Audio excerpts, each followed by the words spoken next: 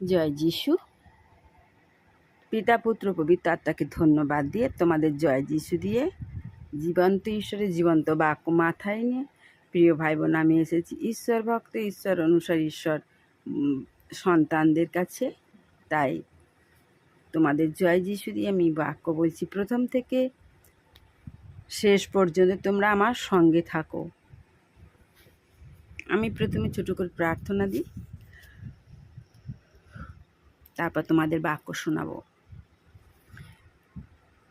হে প্রভু, তোমার পবিত্র আত্মার সাহায্যে যে আজকের বাক্য জগৎবাসীর কাছে তুমি ছড়াতে চাইছো, তাই তোমাকে জানাই অসংখ্য ধন্যবাদ। আমরা সবাই পাপী গো প্রভু, সকল পাপ অপরাধ ক্ষমা করো, আর আমাদের মধ্যে যা খারাপ আছে দূর করো, তোমার ভালো দিয়ে প্রত্যেকটা মানুষকে পূর্ণ করো, আশীর্বাদ করো প্রত্যেকের মাথায় হাত দিয়ে।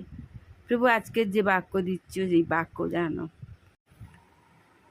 প্রত্যেকে গ্রহণ করতে পারে, তুমি সেই দয় আশীর্বাদ করো প্রভু। প্রভু, এই বাক্য যেন প্রত্যেকে গ্রহণ করে এবং তার নতুন জন্ম হয়, তার জীবনে সব কিছু পাল্টে যাক যিশুর নামে। তার সকল পাপ অপরাধ, সকল অভিশাপ, সকল খারাপ, সব কিছু খারাপ দূর হয়ে যাক যিশুর নামে। আর ঈশ্বরের আশীর্বাদের বাক্যের দ্বারায় তাদের জীবন পূর্ণ হোক আনন্দের সঙ্গে। প্রভু, তুমি আশীর্বাদ করো প্রভু। তুমি একমাত্র সর্বমর্ত পাতালের মহান, তোমার দ্বারাই সৃষ্টি এই আমরা মানব জাতিরা। তুমি আমাদের আশীর্বাদ না করলে আমরা আশীর্বাদ পাবো না। তুমি এক্ষুনি এই মুহূর্তে এই বাক্য যারা শুনবে, যারা শুনবে প্রত্যেককে তুমি স্পর্শ করে দিও, ছুঁয়ে দিও, প্রত্যেককে আশীর্বাদ করো, প্রত্যেকের সঙ্গে গমনাগমন করো, প্রত্যেকের সঙ্গে তুমি কথা বলো, প্রত্যেককে স্পর্শ করে দাও প্রভু। প্রত্যেকের সংসারের পারিপার্শ্বিক অশান্তি থেকে তুমি মুক্ত করো। যারা শুনবে তাদের প্রত্যেকের মধ্যে যা রোগ শোক আছে সব দূর হয়ে যাক যিশুর নামে। যারা শুনবে তাদের মধ্যে যদি কেউ মা হতে না পারে, তারা যেন মা হয় প্রভু। আর যারা কেউ যদি শুনে তাদের বিভিন্ন রোগ থাকে, তাদের রোগ এই প্রার্থনাতে ভালো হয়ে যাক যিশুর নামে। যাদের সংকট যদি থাকে, সমস্যা প্রলোভন যদি থাকে, এক্ষুনি এই মুহূর্তে যিশুর নামে সব দূর হয়ে যাক প্রভু গো। শয়তানের যা কিছু অন্ধকার শক্তি এই বাক্যের মধ্যে, এই প্রার্থনার মধ্যে সব তাদের জীবনে সব দূর হয়ে যাক পুরনো, আর সব কিছু নতুনে পরিপূর্ণ হোক এই বাক্য, এই প্রার্থনার মাধ্যমে। প্রভু, যে যেমন সমস্যায় থাকুক না কেন, যে যেভাবে থাকুক না কেন, প্রত্যেকে তুমি আশীর্বাদ করো যিশু নামে। আমেন। জয় যিশু, জয় যিশু। প্রিয় ভাই বোন, আমি আজকের দানিয়েল 11 অধ্যায়ে 32 পদে বলবো। ঈশ্বরের অন্তিম লগ্নের শস্য চয়ন চক্র। ঈশ্বরের প্রজারা অলৌকিক জীবনযাত্রার ছন্দে প্রবেশ করবে। ঈশ্বর তার অলৌকিক শক্তিকে প্রকাশ করবার জন্য এই যুগে আপনাকে প্রস্তুত করেছেন। প্রিয় ভাই বোন, ঈশ্বর হলেন অলৌকিক শক্তি বা অসম্ভবকে সম্ভব, অসাধ্যকে সাধন, মিরাকেলের ঈশ্বর তিনি। তাই তিনি আহ্বান করেছেন, ডেকেছেন, বেঁচেছেন, মনোনীত করেছেন এবং ঈশ্বরী পরিকল্পনা করেছেন তার পুত্রের দ্বারাই মানব উদ্ধারের জন্য, মানব মুক্তির উদ্ধারের জন্য। প্রিয় ভাই বোন, তাই মানুষকে এমনই তিনি করতে চান যে ভগ্নচূর্ণ মানুষকে, যে ঈশ্বরের আশীর্বাদে সে এক অলৌকিকের শক্তি হবে এবং সে যা বলবে তাই হবে। এই অলৌকিকের শক্তি কেউ হতে চাও প্রিয় ভাই বোন? তাহলে এসো, আজ আমি প্রভুকে বিশ্বাস করো এবং প্রভুর কাছে প্রার্থনা করো। নিচে নত নম্র হও, পাপ স্বীকার করো প্রভুর কাছে। তাহলে তোমাদের জীবনের অলৌকিক, শুধু তাই নয়, তোমার পরিবারের অলৌকিক কার্য দেখবে। জগৎবাসীর প্রত্যেকের কাছে গিয়ে তুমি প্রার্থনা করবে যিশু নামে, অলৌকিকের শক্তি দেখবে। বিভিন্নভাবে অলৌকিকের শক্তি তোমাকে গড়ে তুলবে। প্রিয় ভাই বোন, ঈশ্বর চান এই শেষকালীন শস্য চয়ন পর্বে আপনি এক অলৌকিক জীবনযাপন করবেন। এই জগতে এমন বহু উদাহরণ রয়েছে যা সেই জীবনযাত্রার বর্ণনা দেবে। এই শাস্ত্র বাক্য অনুসারে আমরা এক আধ্যাত্মিক দ্রুতির মধ্যে বাস করছি। এই সময় ঈশ্বরের আত্মা সব কিছুকে খ্রিস্টের মধ্যে সম্মিলিত করছেন। ঈশ্বর পরিকল্পনা, ঈশ্বর উদ্দেশ্যের ঈশ্বর এবং রূপরেখার ঈশ্বর। কি অপূর্ব বাক্য! শেষকালীন এই সব প্রকাশিত বিষয়ের কোনো কিছুই আকস্মিকভাবে সংঘটিত হচ্ছে না, কিন্তু ঈশ্বরের অলৌকিক শক্তি সম্পর্কে জ্ঞানই বড় কথা নয়। আপনাকে তার অভিজ্ঞতা লাভ করতে হবে, সেগুলি যেন আপনার জীবনের স্বাভাবিক অঙ্গ হয়ে ওঠে। ঈশ্বর চান তাঁর প্রজারা যেন এক অলৌকিক ছন্দের মধ্যে জীবনযাপন করেন। প্রিয় ভাই বোন, এই বাক্যগুলো শুনবে, বিশ্বাস করবে, আর কী বলতে চাইছে সেটা বোঝার চেষ্টা করবে তোমাদের জীবনের অভিজ্ঞতা দিয়ে। তাহলে তোমরা এই বাক্যগুলো যত বুঝবে অভিজ্ঞতা দিয়ে, তত ঈশ্বরের ভক্তি সহকারে ঈশ্বরের শরণাপন্ন হতে পারবে, আর তোমরা অলৌকিক শক্তির জীবনযাপন করতে পারবে।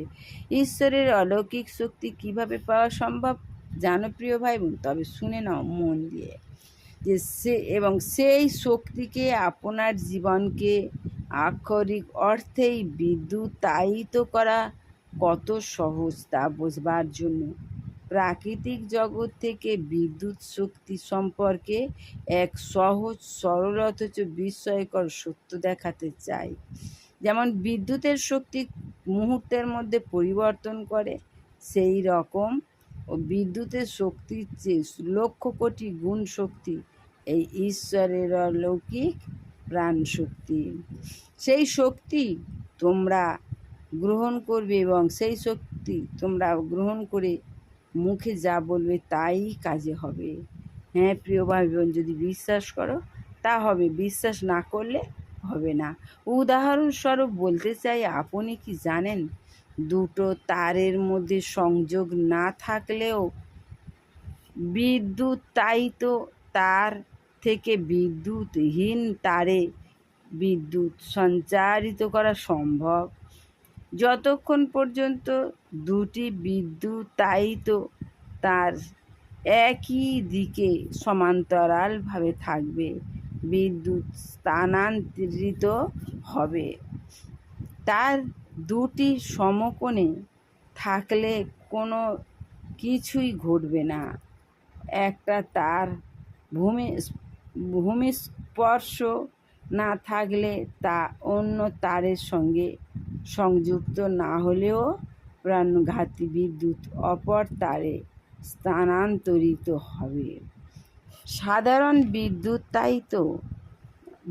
সাধারণ বৈদ্যুতিক তার বিদ্যুৎ শক্তি উৎপাদন করতে পারে না, কিন্তু সেই তারের সমান্তরালে উপর দিকে বিদ্যুৎবাহী তার থাকলে একটা বিস্ময়কর ঘটনা ঘটে যায়। বিদ্যুৎবাহী তার থেকে বিদ্যুৎ সাধারণ বৈদ্যুতিক তারে স্থানান্তরিত হয়ে যায়। এক ভয়ঙ্কর বিদ্যুৎ শক্তি এর তার মধ্যে সঞ্চারিত হয়, সকল সত্যই সমান্তরাল। এই সহজ সরল দৃষ্টান্তটিতে বিদ্যুৎবাহী তার ঈশ্বরের অলৌকিক শক্তির প্রতীক। বিদ্যুৎবাহী তারের সমান্তরালে অবস্থিত বৈদ্যুতিক তারটি আপনার জীবনের প্রতীক। আপনার ইচ্ছাকে যখন ঈশ্বরের ইচ্ছার সঙ্গে এক করে দেন, তখন আপনি লাভ করেন ঈশ্বরের অলৌকিক শক্তি। আপনার মন, আপনার উদ্দেশ্য, আপনার মন ও অভিপ্রায়ে সমরূপ হয়ে ওঠে। তখন এই দৃষ্টান্তটিতে কথিত বিদ্যুৎবাহী তারের সমান্তরালে অবস্থিত বৈদ্যুতিক তারের মতোই ঈশ্বরের অলৌকিক শক্তি আপনার জীবনেও স্থানান্তরিত হয়ে যায়। আপনি নিজে ছাড়া আর কোনো কিছুই এই শক্তিকে আপনার জীবনে বিপ্লব ঘটানোর কাজে বাধা দিতে পারে না। আপনার ইচ্ছাকে ঈশ্বরের ইচ্ছার কাছে সমর্পণ করুন। ঈশ্বরের বাক্যের মধ্যে প্রকাশিত তাঁর ইচ্ছার সঙ্গে আপনার জীবন যদি সর্বদা সমতালে আন্দোলিত হয়, বিদ্যুৎ প্রবাহের মতো ঈশ্বরের অলৌকিক শক্তিও আপনার জীবনে অবিরত প্রবাহিত হবে আপনার এবং আপনার চারপাশের মানুষদের জীবনের প্রয়োজন পূরণ করবে। পৃথিবীতে শুভবার্তা প্রচারের জন্য প্রাণপণ করার সময় এসে গেছে। ঈশ্বর তাঁর আপনজনদের শুভবার্তা প্রচারে উদ্যোগী করে তোলার অন্যতম কারণ হিসাবে তাদের তার অলৌকিক শক্তির এক নতুন ছন্দে সামিল করতে চান। ঈশ্বর বলছেন, সর্বশক্তিমান ঈশ্বরের অলৌকিক শক্তিতে বলীয়ান হয়ে অশুভ শক্তিকে জয় করার এবং শয়তানের শক্তিতে বন্দী মানুষদের মুক্ত করার জন্য পৃথিবীর শহরে শহরে দেশে দেশে বেরিয়ে পড়ার সময় এসে গেছে। জয় যিশু। এই পর্যন্ত।